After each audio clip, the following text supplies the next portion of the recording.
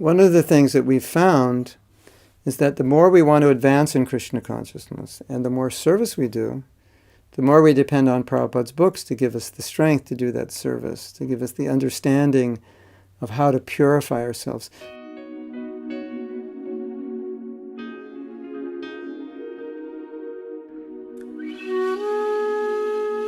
So when we were young men, we would go out and distribute Prabhupada's books 6 days a week.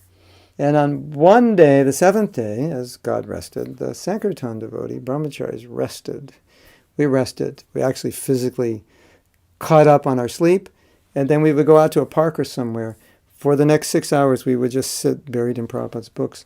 And because we had done so much service, and we had been distributing his books all week, it was very easy for us to get absorbed in reading.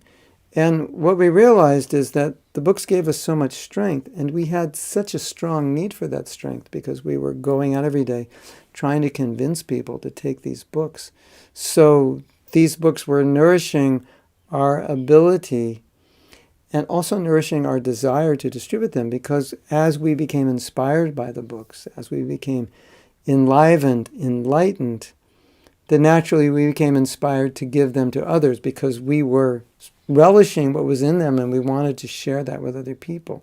And so, especially if you want to share Krishna consciousness with others, it's essentially important that you're reading sufficiently.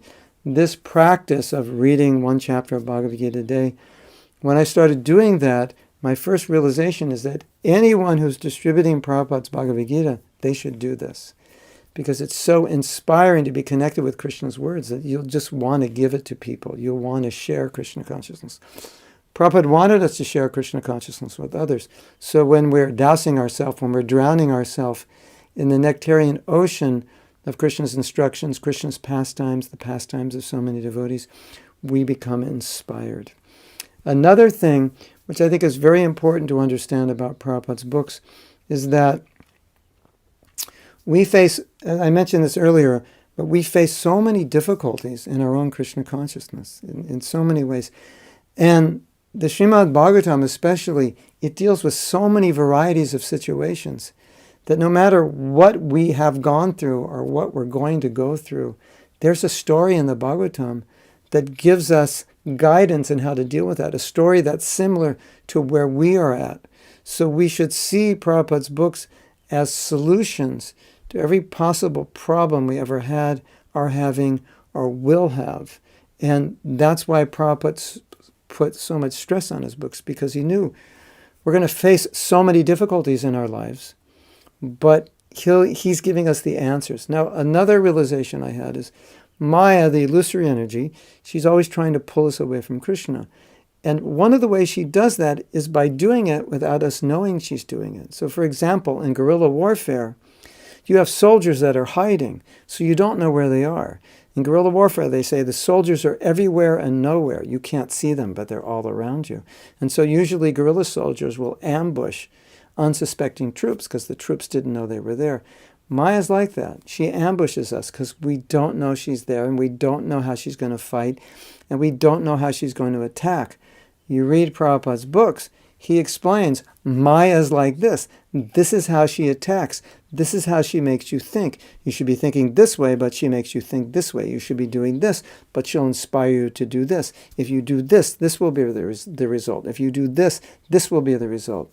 So in this way, Maya's coming to steal us away from Krishna. She's coming to cheat us. She's coming to chop our head off. She's coming to destroy our spiritual life. And Prabhupada's explaining, she's coming this way, at this speed, in this way. She's going to say this. She's going to trick you this way. She's going to make you believe this, and she's going to want you to do that. So you see the whole thing, and you can say, no, Maya, I'm not going to do that. I know exactly what you're up to.